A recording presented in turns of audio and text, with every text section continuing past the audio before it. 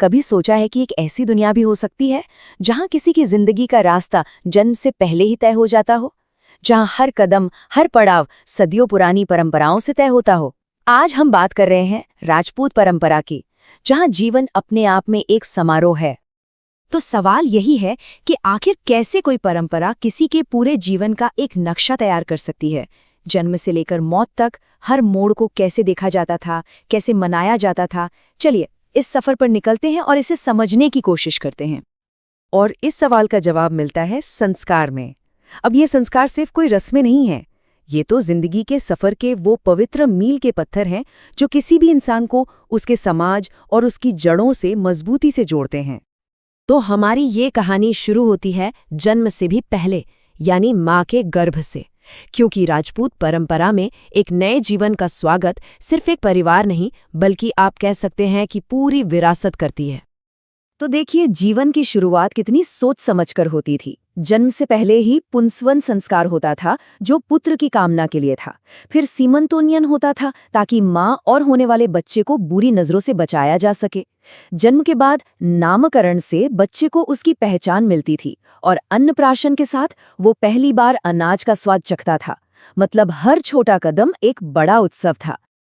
अच्छा, तो बचपन के बाद क्या? अब आता था ज्ञान और अनुशासन का दौर।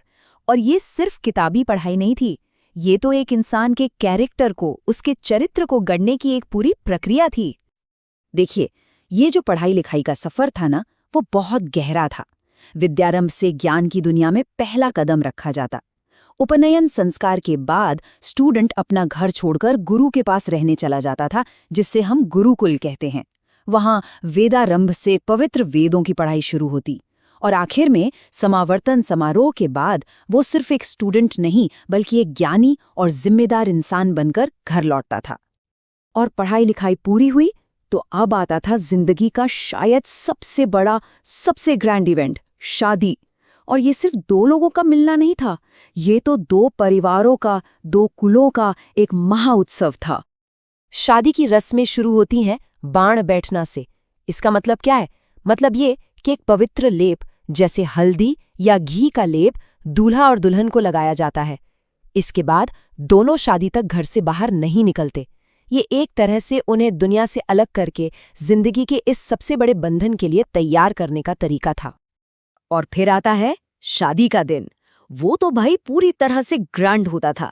पहले जान चढ़ना में दूल्हे की शाही बारात आती थी। फिर तोरण मारना की रस्म होती थी, जिसमें दूल्हा अपनी तलवार से दरवाजे पर लगे तोरण को छूता था, जो एक तरह से जीत का प्रतीक था। और फिर आता था वो सबसे पवित्र पल, हथलेवा जोड़ना, जब दो हाथ और दो आत्माएं हमेशा के लिए एक हो जाती थीं। लेकिन जश्न यहीं खत्म नहीं होता था। बरी पडला में दूल्हे के परिवार से दुल्हन के लिए ढेर सारे तोहफे और कपड़े आते थे। मुकलावा या गौना में बेटी की विदाई का वो इमोशनल पल होता था। जेवनार की दावतों में पूरा समाज एक साथ खाना खाता था, और ओलांदी के तौर पर कोई करीबी रिश्तेदार दुल्हन के साथ उसके नए घर जाता था, ताकि उसे अकेलापन महसूस न हो। ठीक है, तो अभी तक हमने एक इंसान की जिंदगी की कहानी देखी। अब थोड़ा जूम आउट करते हैं और उस बड़े सिस्टम को समझते हैं जो इस पूरे समाज को चलाता था, यानी वहां की सरकार और इकोनॉमी कैसे काम करती थी। तो सत्ता कैसे एक हाथ से दूसरे हाथ में जाती थी? इसके लिए भी एक पवित्र रस्म थी, तलवार बंधाई। जब नए राजा या सरदार की कमर पर तलवार बांधी जाती थी, तो ये सिर्फ एक रस्म नहीं थी, ये इस बात का ऐलान था कि अब पूरे राज्य की सुरक्षा और भविष्य की जिम्मेदारी इन नए कंधों पर है।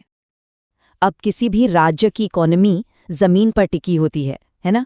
तो यहाँ जमीन को मोटे तौर पर दो हिस्सों में बांटा गया था। एक थी खालसा भूमि, जो सीधे राजा के कंट्रोल में होती थी और उसका सारा टैक्स शाही खजाने में जाता था। दूसरी थी जागीर भूमि, जो वफादार सरदारों को उनकी मिलिट्री सर्विस के बदले दी जाती थी। यही उस पूरे सिस्टम की नींव थी। अच्छा, तो किसानों से टैक्स कैसे लिया जाता था? इसके दो मेन तरीके थे, और दोनों का आम लोगों की जिंदगी पर बहुत गहरा असर पड़ता था। लाटा सिस्टम में फसल कटने और तौलने के बाद राज्य का हिस्सा तय होता था, लेकिन कुंडा सिस्टम में खेत में खड़ी फसल को देखकर ही अंदाजा लगा लिया जाता था कि कितना टैक्स देना होगा, जो किसानों के लिए काफी रिस्की हो सकता था। और बात सिर्फ खेती पर लगने वाले टैक्स की नहीं थी। अरे जिंदगी के कई और पहलुओं पर भी टैक्स था।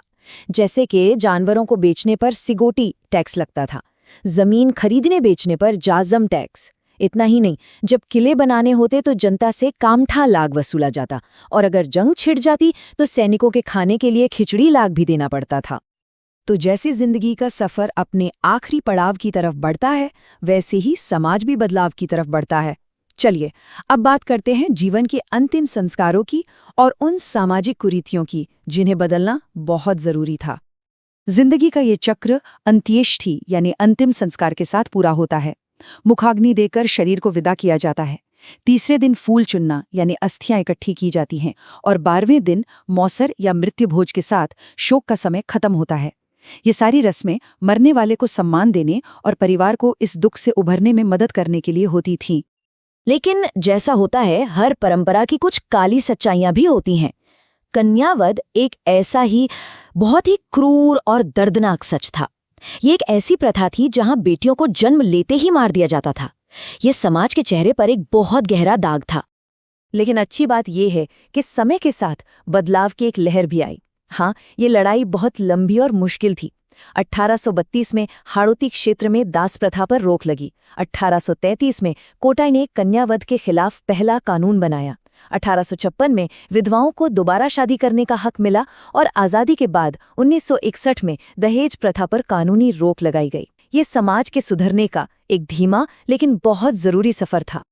ये बात कितनी सही है ना, कि असली लड़ाइयाँ हथियारों से नहीं बल्कि समाज में जमी हुई पुरानी सोच और रिवाजों के खिलाफ लड़ी जाती हैं। कानून बना देना एक बात है, लेकिन लोगों के दिलो दिमाग को बदलना वो सबसे बड़ी चुनौती है।